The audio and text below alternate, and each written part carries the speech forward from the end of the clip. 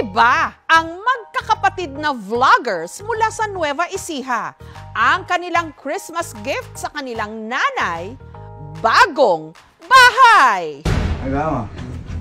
Tutulog. Ang beauty rest ng nanay na ito, binulabog ng 3 niyang binatang anak. Birthday na birthday mo, natutulog ka.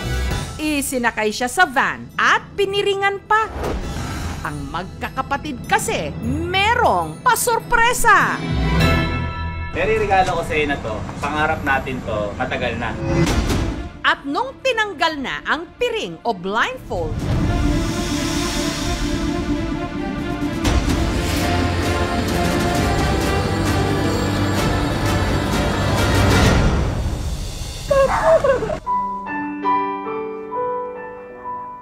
ang kanilang ina napaiyak sa tuwa.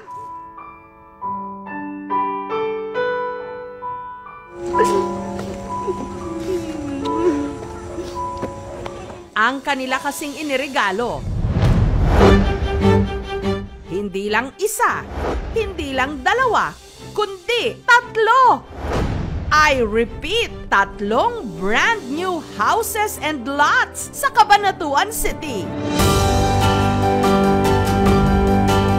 Meron itong swimming pool, jacuzzi, home theater, at glass house. Nakikita mo kayo na to.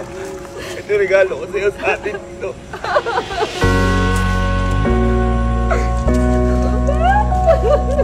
Trip naman yung papa ko, yung garayan. Nangungupahan lang daw sila dati, pero ngayong New Year, meron na silang new house. The house that content built. Welcome po sa Camp Pinpin. Pasok tayo sa tahanan.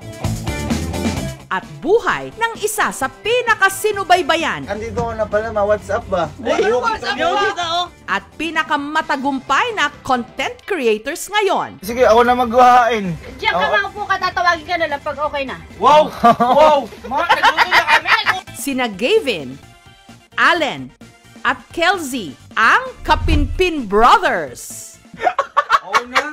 Bakit ba nilagay mo matitlog na pula? Di ka na nahiya, may bisitang kakain dito. Ayan o. Kinuha utos ni Mama. Akala niya siguro itlog na puti, ni ibabaw sa kanin. Hindi hilaw yung itlog na pula. Malay ko pa. Ang 3,500 square meters na lupa, pinatayuan nila ng 3 bungalow, tig-isa para sa kanilang 3 magkakapatid. Para kahit magkakahiwalay kaming bahay, magkakalapit pa rin po kami. Yung unang bahay po na to, dito po nakabahay sila si Mama, tsaka si Kelsey. Pasok po kayo. Tara! Ngayon lang po kayo makakita ng walk-in closet na may kainan. Pinili po namin na close po siya na white kasi po pag nakikita niya lagi bag niya, gusto niya laging dagdagan. Kaya sinarado ko na po. Ang kanilang swimming pool, meron pang pa-falls. Pangarap po ni Mama yan at 3 falls po na yan. Medyo malabo lang po yung tubig ngayon. Naligo po si Kelsey. Ang mapagyayabang ko lang po siguro dito, eto, para kapag manonood na lang ako, ganyan na lang po. Sobrang lambot po nung binili kong kama, na kapag higa mo talagang makakatulog.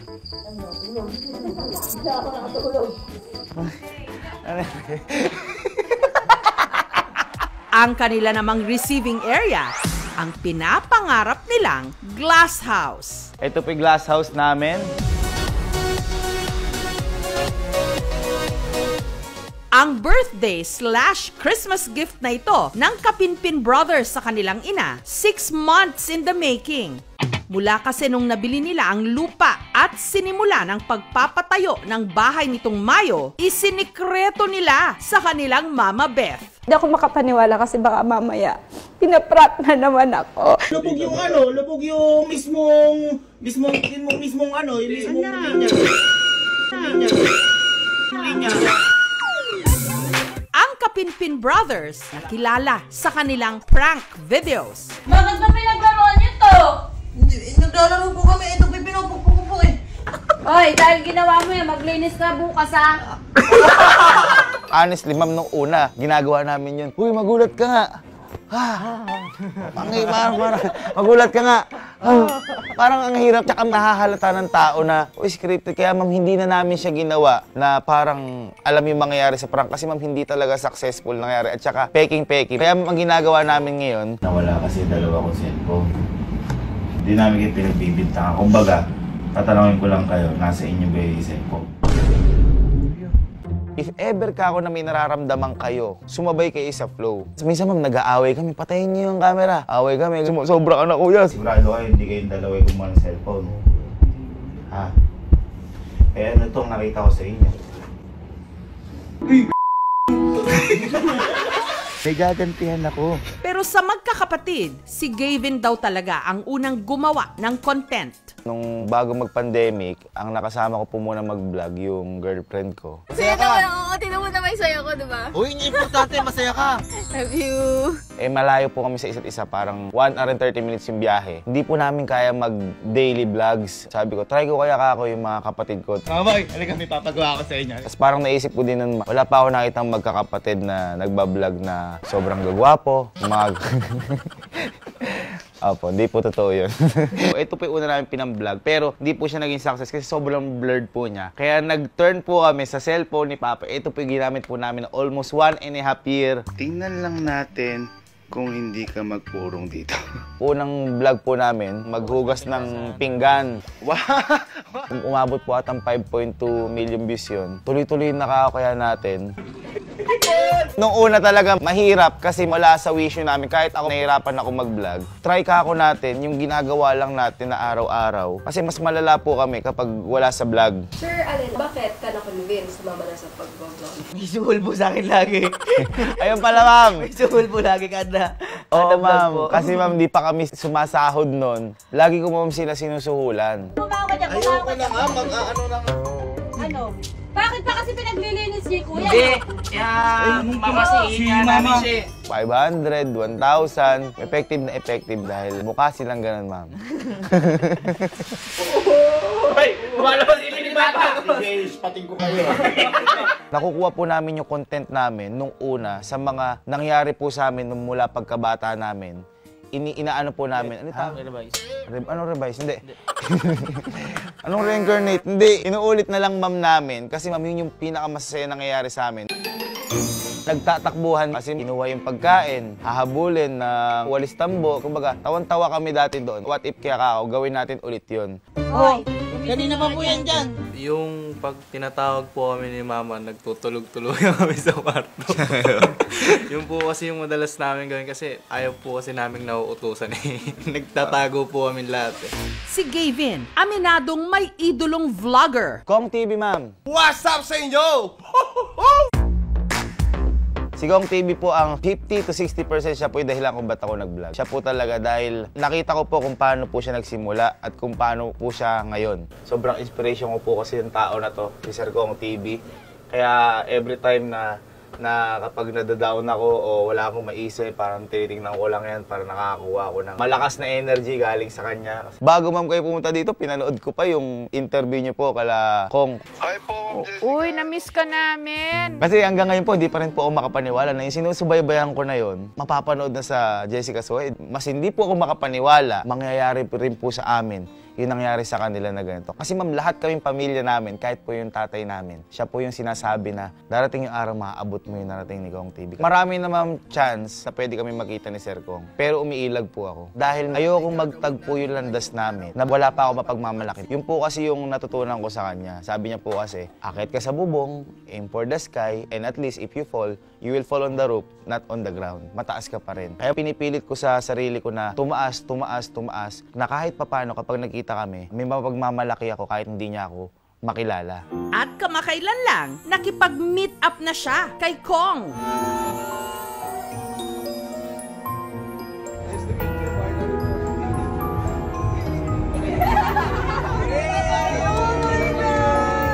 Sobrang thankful ko dahil nung nakita ko pa lang si Sir Kong, kinamayan niya ako, tapos binanggit niya mami yung pangalan ko. Gawa lang natin.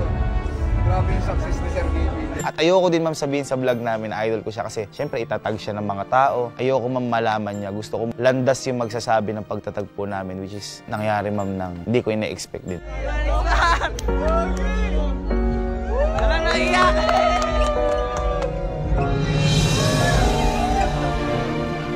Ando po ako sa gilid nung umiiyak siya. Tumutulo na po yung sipon nito eh. Masaya po. Masaya po. Nakakayak din po kasi syempre, pangarap nga po. Tapos simula high school, pinapanood po. Unexpected po talaga lahat ng nangyari. Parang magic. Kailangan mo maghirap para makuha yung isang bagay na gusto mo. Parang magic nga raw lahat ng nangyari sa kanilang magkakapatid. Genuine nung happy namin kapag may pinupunta kami lugar tapos pinagkakaguluhan kami, syempre. Dito tinami ng tao, hiyang-hiya. Nakapantalong ko. Di naman kami mga gwapo, normal lang kaming tao, di kami naliligo. Yung toothbrush namin, 4 months bago palitan. Ayun, tapos pinapansin nila kami, palakpakan na. Nakakaya ma'am, syempre kasi ma'am, hindi ma'am kami sanay ma'am na gano'n eh. Kumbaga ma'am, nasanay ma'am kami na naglalakad, nakachinelas or nakashort lang. Doon na nga ma'am, akala nila nang-i-snub kami. Ang hindi nila ma'am alam, hiyang-hiya kami. Paano ba namin sisimulan makipag-usap? Actually nga ma'am, hiyang-hiya nga kami. Pinuntahan kami ng team ng KMJS dito. Hindi nga ma'am ako makatingin eh. So, ngayong araw guys, i-celebrate ulit natin yung birthday ko. Kaya naman tuwing may okasyon, hindi raw nila nakalilimutang mag-give back. Merry Christmas, sir. Naryang namigay ng groceries at mamahaling cellphone. Wow! Natanggap ako ng cellphone. Parang nasa kanila ng araw ang lahat. Pero sadya pa ring may kulang.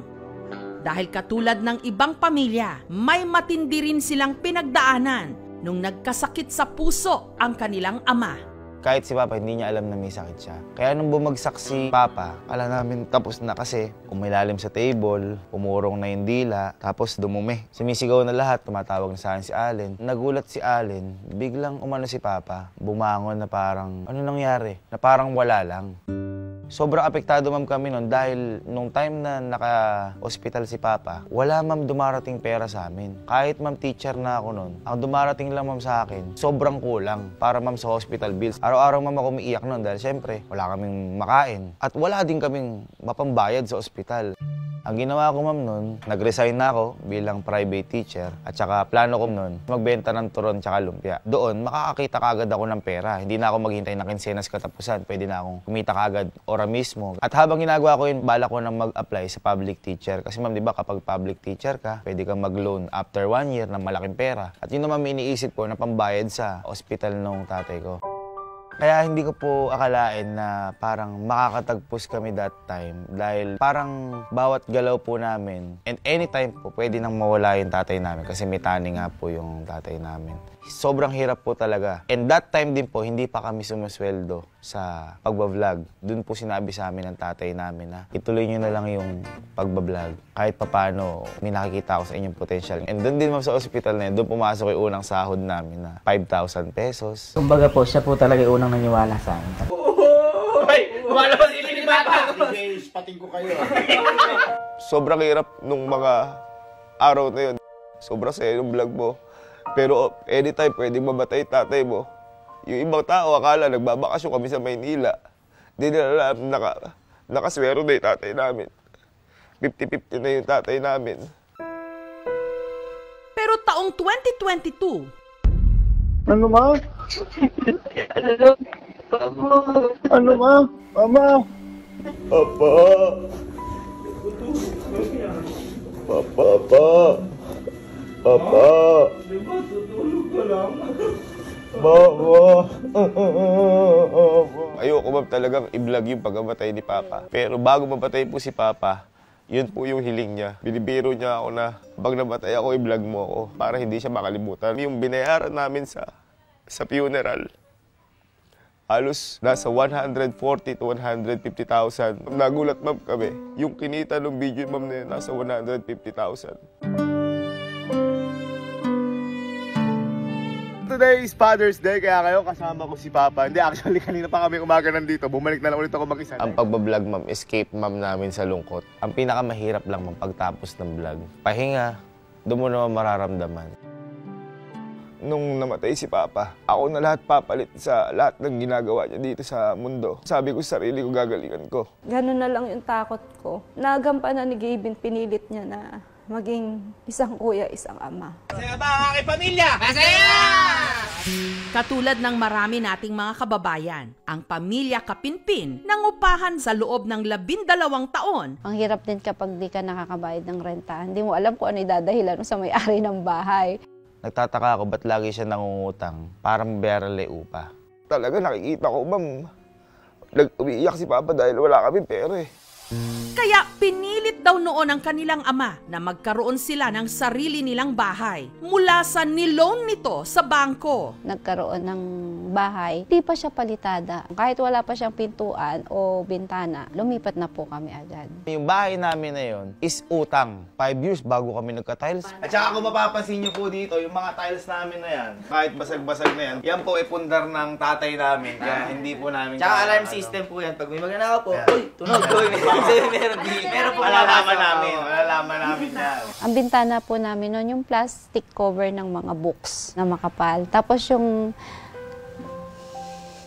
pintuan namin, yero.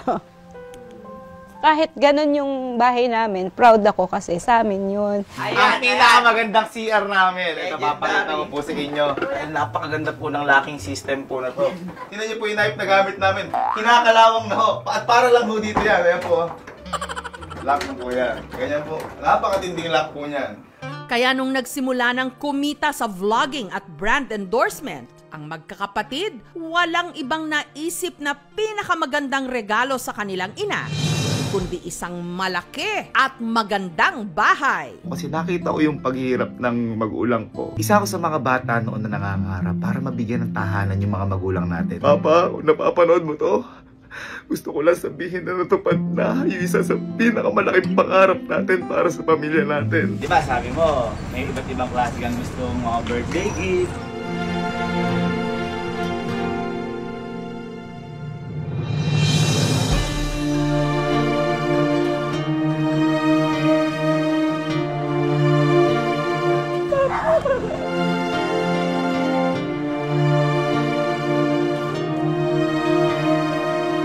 Regalo ko sa'yo sa atin ito.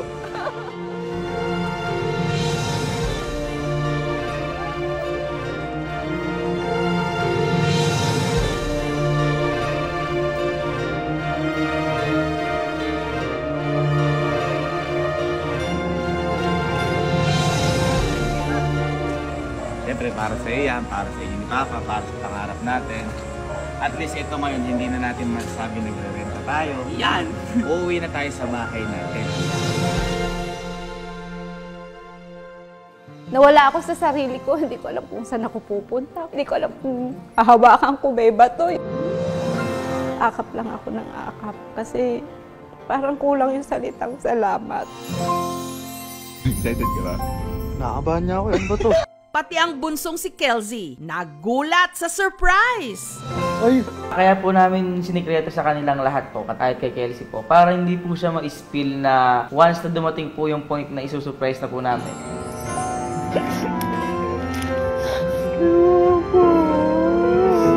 Nakakabigla kasi syempre nung time na bumukas kasi yung pinto, doon pa yung picture po ni Papa. Hindi naman naabutan ni Papa to. Gusto namin bawat sulok, nandun si Papa. Bawat sulok, maaalala namin si Papa. Yun yung mga pangarap po nilang design. For example, may bilyaran, si Papa mahilig magbilyar. Medyo makikita niyo po dito, glass house, yung tanggapan ng mga bisita para medyo formal. Meron din po tayo yung theater room kapag manonood. Pinilit ma'am namin na malaki yung bakuran. Kasi ma'am, yun yung pinaka gusto namin na kapag labas namin, feeling namin nasa labas kami, pero secured kami.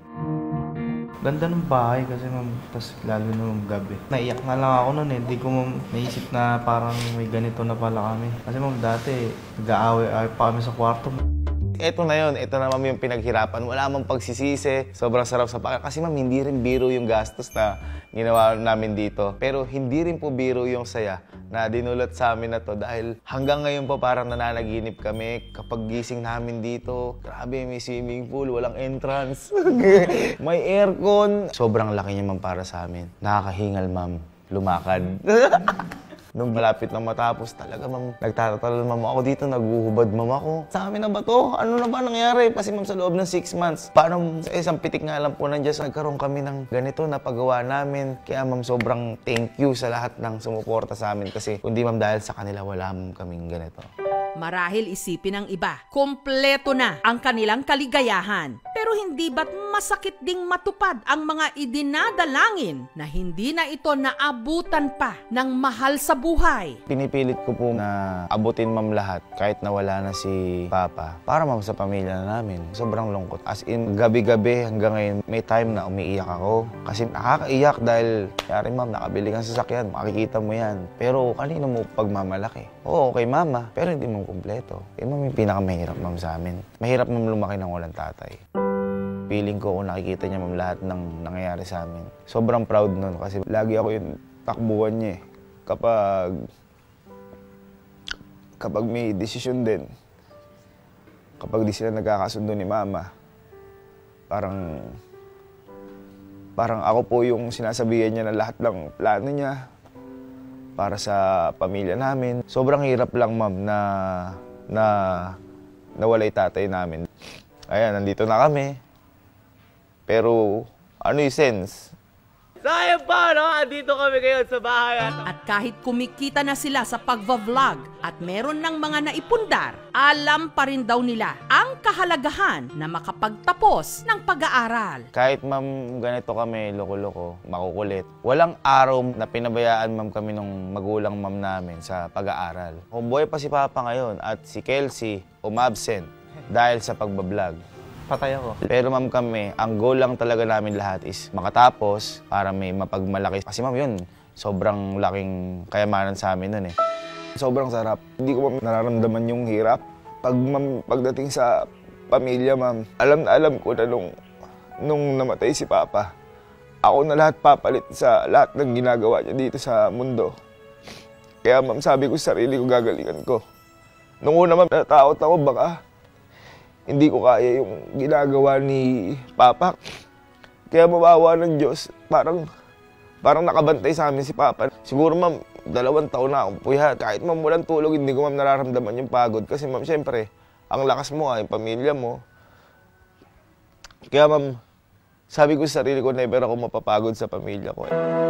Sa nakalipas na mga taon, marami na tayong nakitang content creators. At kahit pa yung mga may formal na trabaho na naabot din ang kanilang mga pangarap.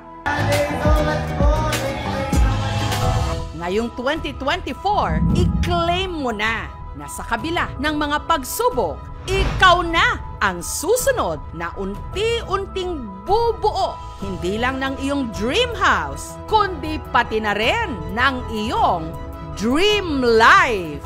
Proud ako eh. Pinaramdam nila na mahal nila ako, nanay nila. Binigay po talaga nila lahat. Siguro ma'am, pagdating ng panahon, hindi naman ma'am nauubos yung pangarap. Pero ang maganda lang ma'am doon, hindi rin natatapos abutin namin yun kasi hindi ma'am kami napapagod para sa pamilya namin.